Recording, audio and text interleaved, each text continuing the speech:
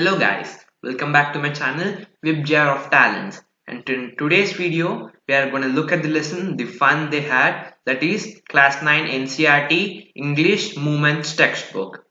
So let's start the lesson now. Before you read, the story we shall read is set in the future, when books and schools as we now know will perhaps not exist. Now you might be thinking, how will children study then? Many things might be coming in your mind now. So the diagram below may give you some ideas. As you can see in the diagram below, schools of the future contain learning through computers, robotic teacher, virtual classroom, and moving e-text.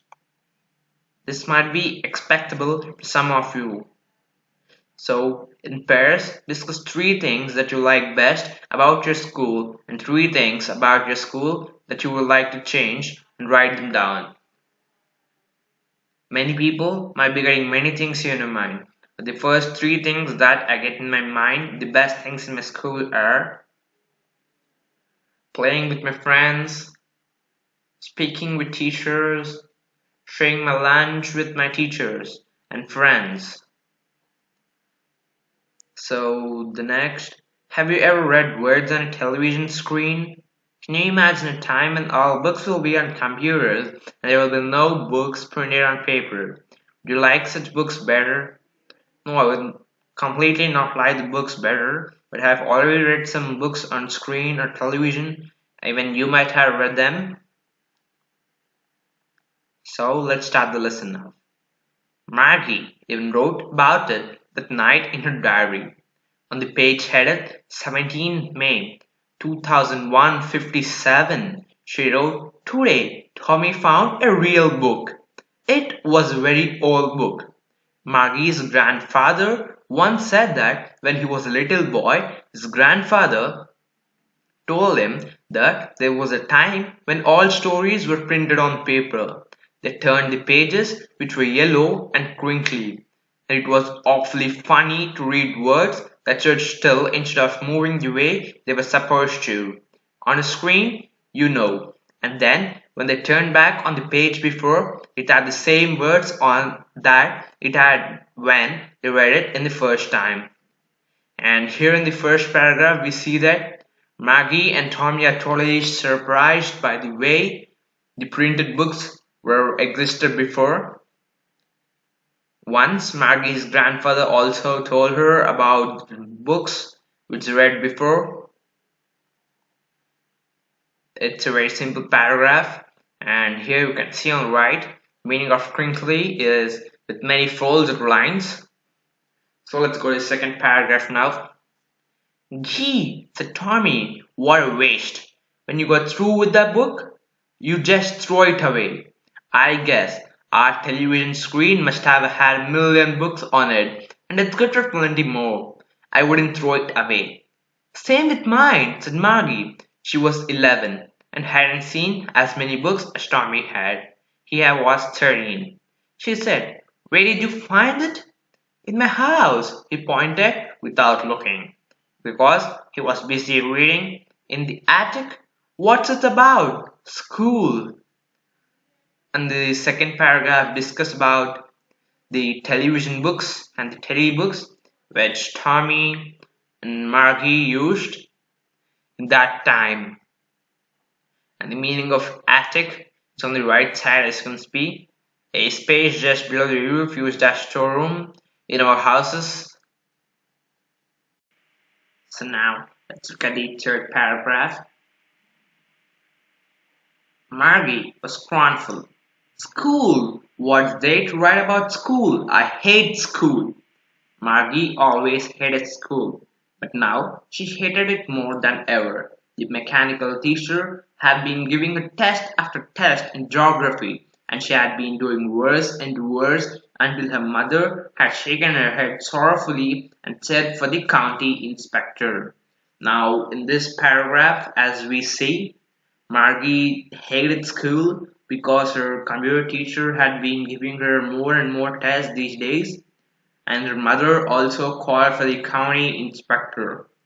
So now let's see the meaning of scornful. Contemptuous, showing You think something is worthless. So let's go to the third paragraph now. He was a grown little man with red face and a whole box of tools with dials and wires. He smiled at Margie, who gave her an apple, then took the teacher a pat. Margie had hoped he wouldn't know how to put it together again, but he knew how all right, and after an hour or so, there it was again, large and black, ugly. The big screen on which all lessons were shown and the questions were asked. It wasn't so bad. The part of Maggie hair Mosh was law where she had to put homework and test papers. She always had to write them down in a punch card. They made her learn when she was 6 years old. The mechanical teacher calculated the marks in no time. And here, if we see the fourth paragraph, as the mother called the county inspector, he has come and repaired the teacher, that is the robotic teacher. Margie didn't like it because she didn't want the teacher to come back as he has been assigning more and more assignments. And as we have read at the last, she had learned a punch code when she was 6 years old, which she had to use for uploading her homeworks in the assignment space. So if you look at the meaning of slot, it is a given space, time, or position. So now let's look at the fifth paragraph. The inspector had smiled after he has finished and patted Maggie's head. He said to her mother, "It's not little girl's fault, Miss Jones. I think the geography sector was read a little too quick. Those things happen sometimes. I showed it up to an average 10-year level. Actually, the overall pattern of her progress is quite satisfactory." And he patted Maggie's head again. Maggie was disappointed. She had been hoping that they would take this teacher away altogether. They had once taken Tommy's teacher away for nearly a month because the history sector had blanked out completely. So she said to Tommy, "Why would anyone write about school?" So that's the fifth paragraph. In the fifth paragraph, the writer tries to tell about Margie's hating about the teacher, and she had expected that the county inspector will take the teacher away with him, as Tommy's teacher was taken because the history part was too quick and it had completely blanked out. And the county inspector also says that Margie's geography sector was quite satisfactory. So that's it for the fifth paragraph. Now let's look at the meaning get. A gesture to a political standard or level. So now let's look at the sixth paragraph. Tommy looked at her with very superior eyes. "Because it's not our kind of school, stupid. This is the old kind of school that they had hundreds and hundreds of years ago." He added loftily, pronouncing the word carefully. "Centuries ago." Maggie was hurt. "Well, I don't know what kind of schools they had all the time ago." She read the book over his shoulder for a while, then said, "Anyway, they had a teacher." So, as Tommy said, Maggie, the book is about school. She didn't like it much. And when he says there was a real teacher and it was centuries ago, she came over and started reading the book. And here, if you see the meaning of loftily, in a superior way. So let's go forward. True, they had a teacher, but it wasn't a regular teacher. It was a man. A man? How could a man be a teacher? Well, he just told the boys and girls things and gave them homework and asked them questions. And Maggie was totally surprised by listening that It was a human teacher who was teaching the students centuries ago. She was thinking that the man will just give the boys and girls homework and just ask them questions. Now, here, if you see this meaning, regular, here, normal, of the usual kind. So, now let's go to the next paragraph, the seventh paragraph. A man isn't smart enough? Sure, he is. My father knows as much as my teacher. He knows almost as much, I betcha. Maggie wasn't prepared to dispute that. She said, I wouldn't want a strange man in my house to teach me. Tommy screamed with laughter. You don't know much, Maggie. The teachers didn't live in the house. They had a special building and all the kids went there. And all kids learn the same thing. Sure, if they were the same age. If you look at the meaning of betcha, the informal way, bet you in a fast speech, that is, I'm sure.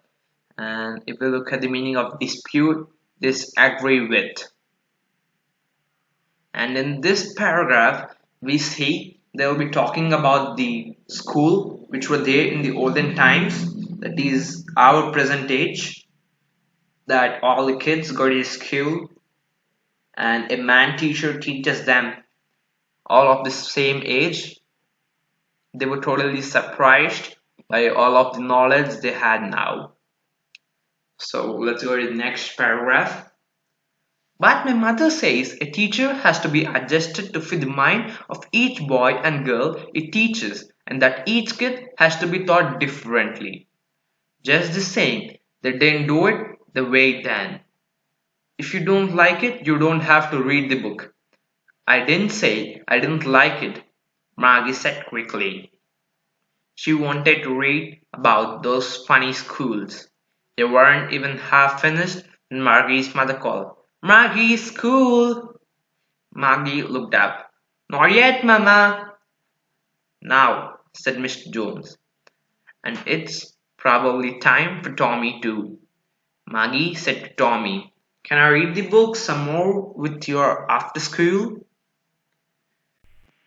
And in this paragraph, Margie questions Tommy that her mother says that the teacher has to be set according to the children's learning capability. Before completing reading the book, Maggie's mother calls Margie for school. That's it in this paragraph. Now let's see the next paragraph. Maybe, he said nonchalantly. He walked away whistling, the dusty old book tucked beneath his arms. Marky went into his schoolroom. It was right next to her bedroom, and the mechanical teacher was on and waiting for her. It was always on at the same time, every day, except Saturday and Sunday.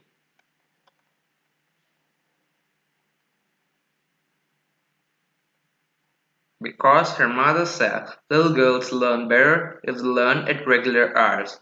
The screen was lit up, and it said, Today's Earth Math lesson is on addition of proper fractions.